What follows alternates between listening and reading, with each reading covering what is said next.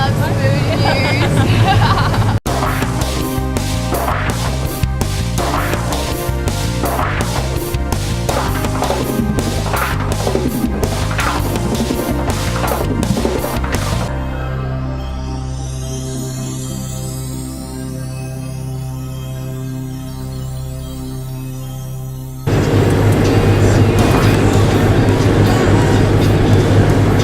Since Penang has been thin in the net for many visa runners, we thought that we might give you a tour to KOTA BHARU, which is next best place to go and get your visa if you live on Samui. This is a little peek how to do it. Have a look. Most discussed topic among the expats must be the visa. Where did you go for your visa run? What kind of visa you have? When is your next visa run? What kind of visas they issue? How much for the visa? How much was the trip? What kind of papers you need? Samui News wanted to clear visa issue once and for all, and this program is dedicated for all the Samui expats, past, future and especially current. We will break down visa run course for you. Visa run means the expat trip to the border, embassy or consulate, usually to the country's border where expatriates live. Samuians have been struggling with recent new visa rules and tougher rulings in Penang, Malaysia. Even if all your business papers would be in order, chances are that they award you with only 3-month visa. To stay there overnight and get this kind of response can be devastating, since it means other consulate embassy run within 3 months hoping for better luck.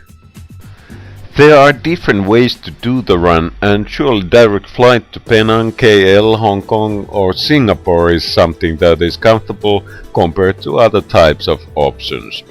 However, those with lesser budget will most likely choose to squeeze into a minivan or then take cab, boat, bus or train and again taxi on the other end. Mixed option can be cheapest but requires following timetables and locating transfer places. Minivan does the job if you just need to make it to the border and back in a hurry, but as most of us know, some reckless minivan driver can turn simple trip into a nightmare. Clear second choice after the plane is your own car or a rental. With a good crowd, usually boring visa run can be turned into a fun road trip. 3 or 4 people sharing a nice truck will beat any visa run offer out there currently, though Julia has upgraded one of her minivans to more comfortable and roomy. Should you need a border bounce and you don't have time to organize friends to join and share a car with you, it is currently the safest and most comfortable option. Since Penang is pending on Lady Luck, the absolute best place to go and do your visa is KOTA BHARU. It is the most southern part of the Thailand. Roads are good all the way to KOTA BHARU, so it's basically same what kind of car you are driving. Most noticeable change to regular driving around Thailand is that there are multiple roadblocks or slowdown barriers, of which some require you to stop to let soldiers have a peek into the car. Some of the blocks are just standing there unmanned. Soldiers with weapons and hammers with mantled machine guns on the top can be a little bit intriguing at first, but since there are more or less 20 of these in between Hat Yai and the border, you'll get used to them. Maps are kinda hard to come by when you are on the road, so make sure you have one before leaving Samui. The closer the border you come, more likely there'll be some kind of cattle running on the road, so be careful and drive safe. For the car, you got 2 options to cross the border river when you are heading for KOTA BHARU. There is a tiny car ferry next to the seaside of the border. However, this is kind of risky business, since last ferry crosses the river at 5:30 and you'll never be sure whether it's full or not. If you leave Samui latest with 8:30 morning ferry, you'll be comfortably at the Sungai Kolok main crossing before dawn with all the stops needed. Thai-side border is currently overgoing a facelift, but crossing is basically same routine as anywhere else. Make sure that when you rent a car, you ask the rental office that it's okay to take a car across the border to Malaysian side. At least rental shop next to airport arrival exit in Samui provides cars with insurance that covers Malaysia. At the border you can either just take your car through the border or leave it to the Thai side and continue by taxi or wait for bus 29. No one on either side asked us a thing about the car, but then again. Currently Sungai Kolok border is open at least to 8 PM Thai time. Remember that Malaysia runs hour late. Walking distance, should you leave your car at the stage, is about 500 meters. Distance between border and KOTA BHARU is about 35 kilometers. Should you travel about 100 kilometers per hour and make all your needed stops, you should be in KOTA BHARU at dawn. City has several lengthy roads crossing it. Depending on what level of accommodation you are looking for, you might want to stop the first motorbike or regular taxi to take you to the establishment.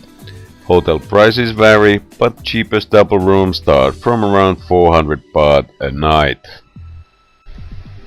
Apart from eating, there is not really that much to do around, so you might want to bring your own booze, playing cards, dice, game or book with you to pass the time. Beer you will find if you are near Chinese restaurant. Thai consulate opens 9 AM local time. Get there when it opens, by taxi or walking, but avoid driving around the city, especially if you drive a car without Malaysian insurance. Consulate is open from Sunday to Thursday. The best days to do your business would be Sunday, Monday and Tuesday. These dates mean least queues. Thursday might be risky since consulate is closed next 2 days if something takes an extra day. We left our papers in the morning and 1 year non-immigrant visas were ready at 2:30 the very same day. No extra day waiting, no gambling if you get your visa or not, no express service fees, no hassle if your papers are in order. With a casual drive, you'll be back in Hat Yai around 7:30, 8 PM. Passing Hat Yai city traffic is one way to avoid hassle. On the outskirts, there is a nice, fairly new or recently renovated DT Hat Yai hotel, of which blue sign you can see from distance. It has really nice double rooms for 800 baht, including okay breakfast. You get in and out of your Hat Yai without spending time in traffic jams. Hat Yai's night naturally offers all kind of treats, but if you leave by midday, you'll still be easily making it to Tonsak Pier in daylight. Total kilometers we got in our meter were 1,300. Here's a sample calculation. 4 people renting a nice Fortuner car, renting it for 3 days. It's per person 1,500 baht plus gasoline around 1,000 per person and shared hotel rooms in Malaysian side and in Hat Yai plus ferry, altogether about 3,500 baht. Basically we found out that you can make a safe, fun, comfortable and cheap 1 year visa run for less than 10,000 in total. That takes you 2.5 days and brings you back home feeling good. Samui News has opened KOTA BHARU forum on its Facebook pages.